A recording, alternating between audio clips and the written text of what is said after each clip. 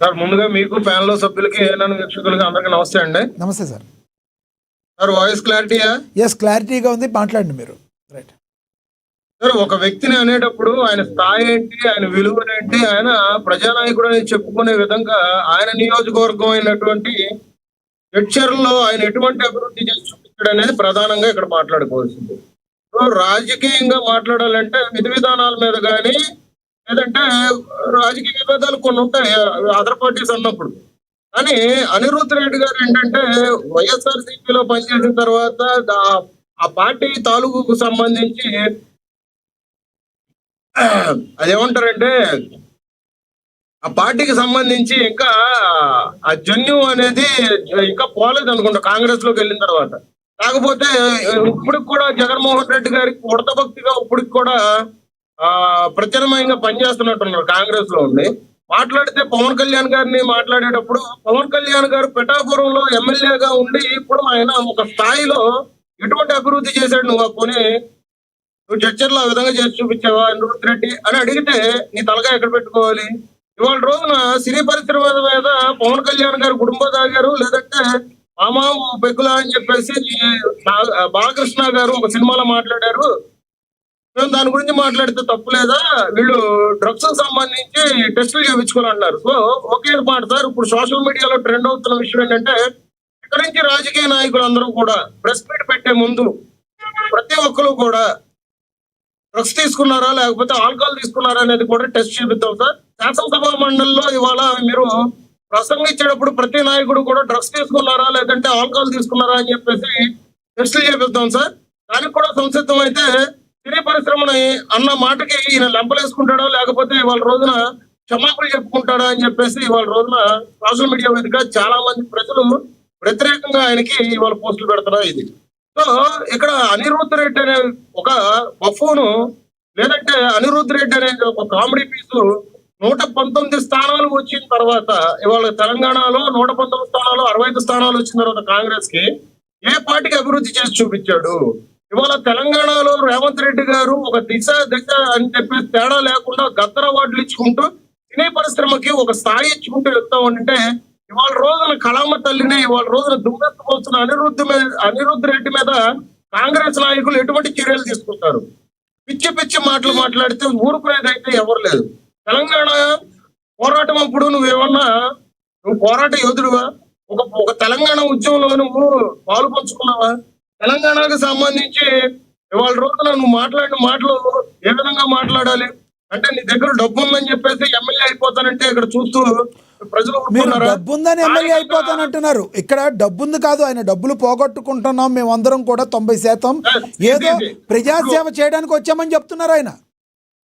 అక్కడ అదే సార్ నేను చెప్తున్నా, జడ్చర్ల నియోజకవర్గం ఇండస్ట్రియల్ కారిడార్ సంబంధించి ఇప్పుడు నిరుద్యోగ యువతకి ఏ మాటికి ఆయన ఉద్యోగాలు ఇప్పించాడు? సమాధానం చెప్పగలడా? రోడ్లు వేసేసి ఏదో పెన్షన్లు ఇచ్చేసి ఇందిరమ్మకు సంబంధించి హామీలు ఇచ్చేస్తే సరిపోయింది అనుకున్నారా? తెలంగాణ ఎన్నికలప్పుడు 60 పేజీలతో 70 హామీలు ఇచ్చారు కాంగ్రెస్ ప్రభుత్వం. దాంట్లో ఇప్పుడు వరకు ఎన్ని నెరవేర్చాడు ఈయన నియోజకవర్గంలో? నేను అంటుంది కేవలం కాంగ్రెస్ నాయకుల్లో కాంగ్రెస్ ప్రభుత్వంలో లేదంటే రేవంత్ రెడ్డి గారిని ఇక్కడ ప్రశ్నించట్లేదు సార్. మీరు ఇంకొక బయట ఉంది ఆయన్ని వినాలి. మీరు అనిరుద్ధ్ రెడ్డి గారిని తప్పుగా అర్థం చేసుకుంటున్నారు. ఏదైనా కూడా ఆయన విమర్శిస్తాక రెడీగా ఉన్నారంట. ఆయన సొంత కాంగ్రెస్ మీద ప్రభుత్వం మీద ఆయనకున్న అభిప్రాయాన్ని ఒకసారి ఆయన బయట ఉంది ప్రయోజనం చూద్దాం. ఈరోజు పైసా పేక్ తమాషా దేక్ అన్నట్టుంది.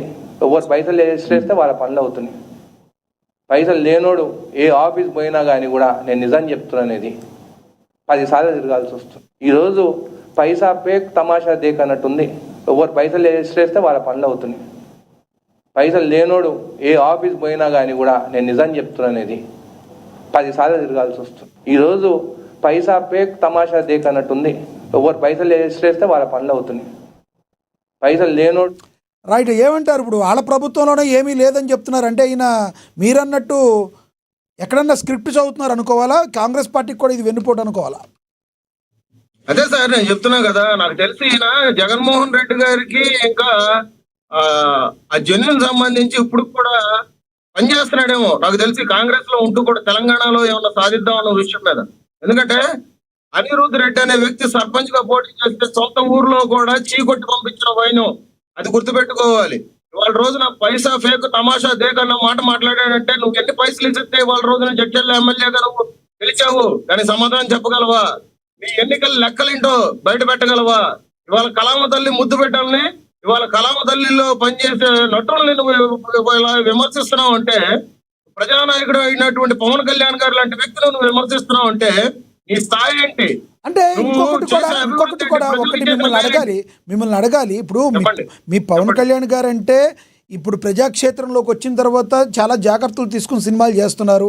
సిగరెట్లు కాల్చటాలు కానీ లేదంటే ఇలాంటి మందు సీన్లు కానీ చెప్తున్నారు. అదే అలాంటివి చేయట్లేదు అయినా అంతకుముందు యాడ్లు కూడా మేము చేయనని చెప్పారు, కొంత బాధ్యత తీసుకున్నారు. కానీ సినిమా యొక్క ప్రభావం పిల్లల మీద ఎక్కువగా పడుతుంది, ఈ మాట వాస్తవం.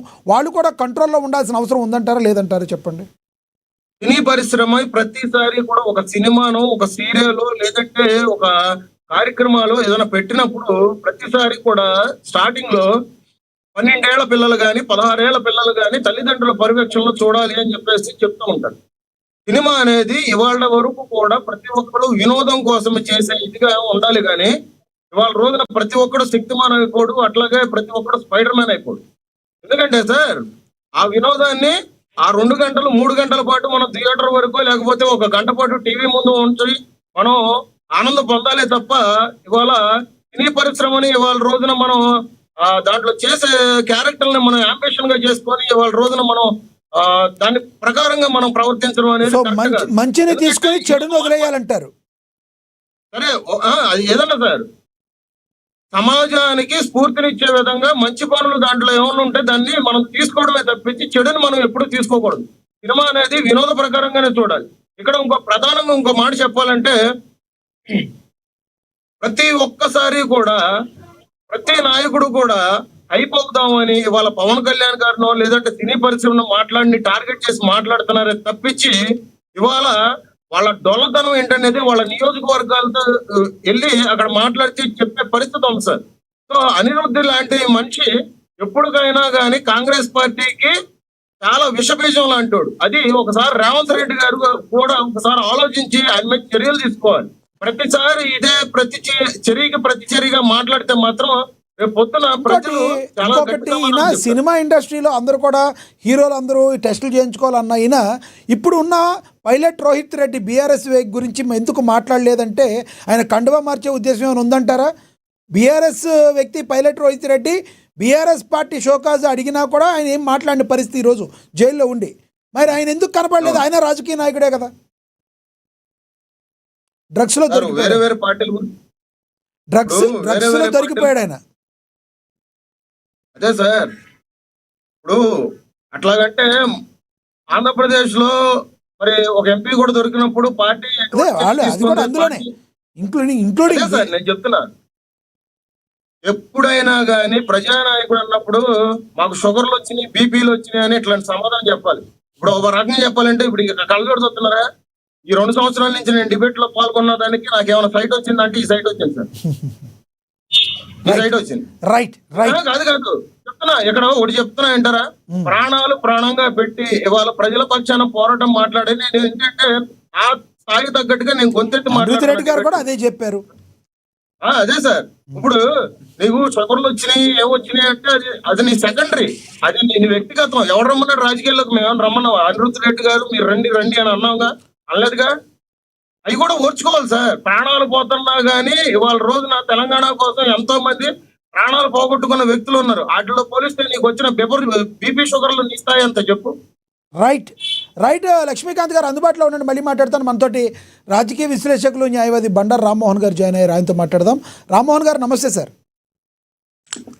నమస్కారం లక్ష్మీకాంత్. రామ్మోహన్ గారు రామ్మోహన్ గారు